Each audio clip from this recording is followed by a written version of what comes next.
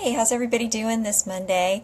I wanted to stop in really quick and do one more episode of today's Vacation with Vitality, and we're going to focus on natural refreshment, getting out into nature and experiencing creation to revive your sense of life. Now, I am absolutely no great outdoors woman.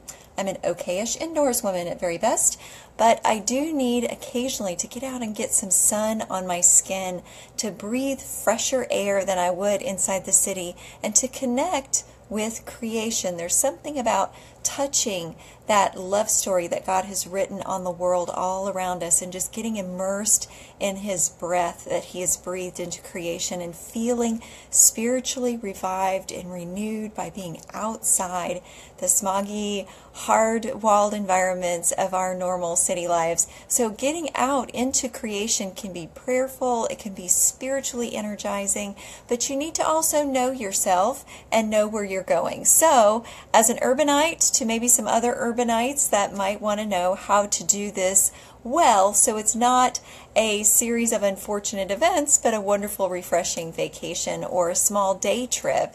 This is the set of tips that I've put together to help us both get through this and enjoy it and get life out of it. So there's one thing you need to know. If you're not taking friends with you that know more than you do, or if you're not taking anyone at all, you should certainly be sure to tell someone where you're going and when you're coming back. In Florida, we get all kinds of stories about people that go out on the water and they don't tell anyone when they're coming back, or if they have, then the Coast Guard knows exactly when to start looking for them and where. So make sure people know where you're going and when you're coming back. That includes even if you do have a small group of people with you. That way, if something goes wrong, people will know where to find you, especially if you're going to a national forest or a preserve or someplace that's vast. Make sure you tell people exactly where in that environment you will be.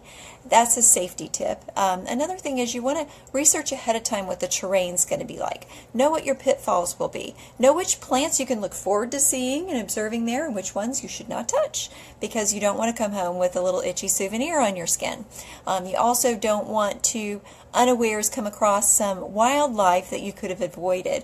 In Florida, we have different kinds of snakes, but if you know what you're looking for, you won't necessarily trip over a rattlesnake. You know how to look for them and where to step and where not to step. So look for those things ahead of time. Make sure you know which kinds of things you should look for and enjoy looking and observing while you're there, and which things you know to avoid. Another thing about Florida and any other place in the country, there are bugs that you don't want to go out unprotected from. Lyme's disease is very serious and deadly, so make sure that you put on protection, especially for Lyme's disease, but also mosquitoes will cause you to get things like there are diseases, many diseases that mosquitoes carry. So you want to make sure that you wear a mosquito protection. That could be a thermocell piece of equipment. You could use a lemon eucalyptus oil, but the most effective that all the experts agree on is 15 to 30% level DEET product. If you're going deep woods, it doesn't matter if you're in Florida, it doesn't matter if you're in a tropical area or even in the south. In the deep woods, mosquitoes can be very thick. So make sure you protect yourself. That is not a souvenir you want to bring home from the woods. Even after dark, anywhere in the south or where it's muggy, you can find some mosquitoes would be a problem. Tuck your pant legs into your shoes and wear hats if you're going to be out in the forest, so you can protect further against tick bites. And if you get a tick bite, make sure that you are looking for those have somebody help you look for those so you can remove them promptly, and that way you won't have as much of a problem. Guard your skin from the sun as well. We love the sun, and sunshine is one of the things that can be very healthy to us. We need vitamin D from the sun. There are benefits to our mood and our overall inner sense of well-being that we can only get from being out in direct sunlight. But even if it's overcast, you can still get a sunburn, and sometimes people don't realize that. So make sure you go out with sun protection on, even on a cloudy day if you're going to be someplace that's not shady. Wear layers. Whether you're going to the beach or you're going to the mountains, you want to make sure that you're covered for when the sun goes up, when the sun goes down. So make sure you wear layers to stay comfortable, to protect you, like I said, against bugs. If you have layers on, you can protect yourself from those things too. Comfortable when it comes to footwear may not be good enough. Make sure you know the right kind of footwear for where you are trekking. If you're going someplace that's going to be slippery and wet, you want to have something with extra grip on the sole of your shoe. That includes if you're going to be in a mostly water kind of environment where you're in a stream or a riverbed. You want to make sure you've protected your feet and you're not going barefoot. Those riverbeds can have pollution. They can also have very sharp rocks. So don't go barefoot. Make sure you cover your feet with water shoes. If you're going to be in the mountains, make sure that you have the kind of tennis shoes that are made for gripping well on that terrain. And you might in the mountains also want to have a walking stick to stabilize yourself so that you don't slip and fall. So make sure that you hydrate and bring snacks when you go out on a trip. That's really great to stay healthy and energized and continue to enjoy your adventure into creation. Bring a backup map. What we found when we were on the Blue Ridge Parkway is your GPS doesn't always work for you. So you can easily get lost if you only rely on the GPS. Have a physical map to help you get where you're going. You might not be able to rely on that cell phone like you can in the city. So first aid kits are not optional. Make sure you have at least a small first aid kit and some duct tape, a flashlight, and a pocket knife. As simple as that sounds, those things can be used for a myriad of purposes when you're out in the wilderness.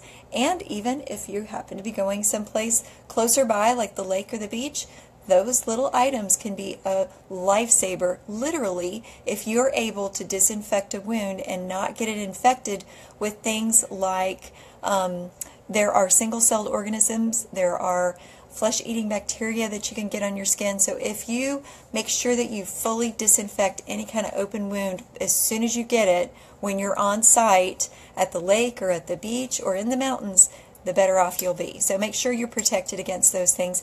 If you are swimming in fresh water, make sure that you tell children not to breathe in the water.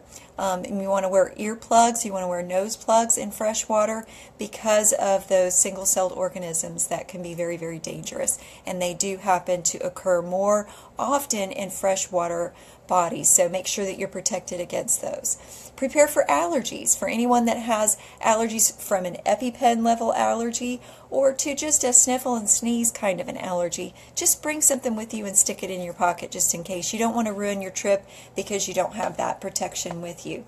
Know yourself. Don't go out, take it on a trip like you're a superhero if you're kind of more a sidekick in training. And that's me. I know that I am not going to be going out on the Appalachian Trail anytime. Not only not anytime soon, I'm just never even going to try that because it's beyond me. And I know that. I know that I can go out for a couple of hours and really enjoy nature, and then it's time for me to come back. So know how much you can take on, and make sure if you're out there and you start to get tired, just rest. Take time to rest. That's the point of it anyway, is to rest. As urbanites, sometimes we forget to rest. It's not in our nature. We're going to have to make ourselves stop and rest. It's not about getting there. The whole point of being out in creation is about enjoying the experience of being there. So more being, less doing. Make that your focus. If you need to rest, take the time to rest so you don't have an accident. An accident is more likely to happen if you keep going and don't rest often. Pace yourself though. Only go out as far as you can, knowing that you still have to turn around and come back. Don't go out so far that you've exhausted yourself and you don't have enough energy to get back to your car. So pace how far you think you can go before you need to come back. Keep that in mind when you're out there.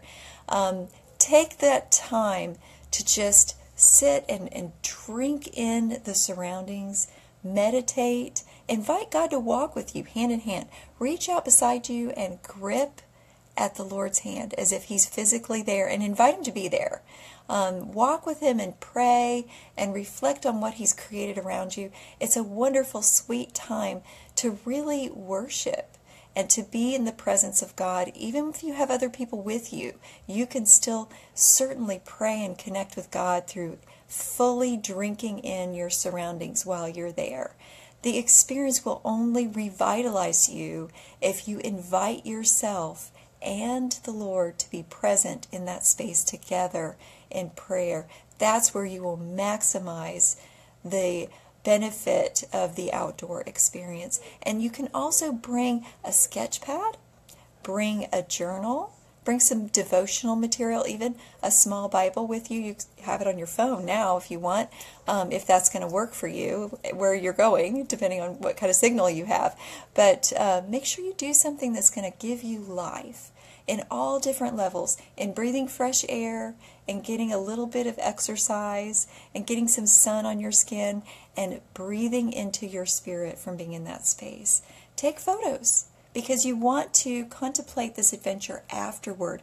The more you reflect on a positive experience, the more it amplifies and multiplies that experience. Plus, you want to share your blessings with others. Blessings are a wonderful thing. The more you pour them out, the more they benefit you and bless you. It's an ongoing thing. You can exponentially multiply your blessing by sharing it with other people. So that's kind of the point of being out in nature, is connecting with God, with your spirit, and with creation. So I hope that you take some time to find some local places to go. Here in Florida, we have lots of places to go, and there are states close to Florida where you can go and take just a few days. Georgia has some wonderful outdoor places we can visit, and I recently went to North Carolina in May, and I'm posting pictures all the time of that. I just loved that trip because it was a way for me at my level of fitness to go out from the car and just take a short hike and really immerse myself in creation. So I hope that you enjoyed this talk today, and I look forward to seeing you guys again. Have a great week. Bye-bye.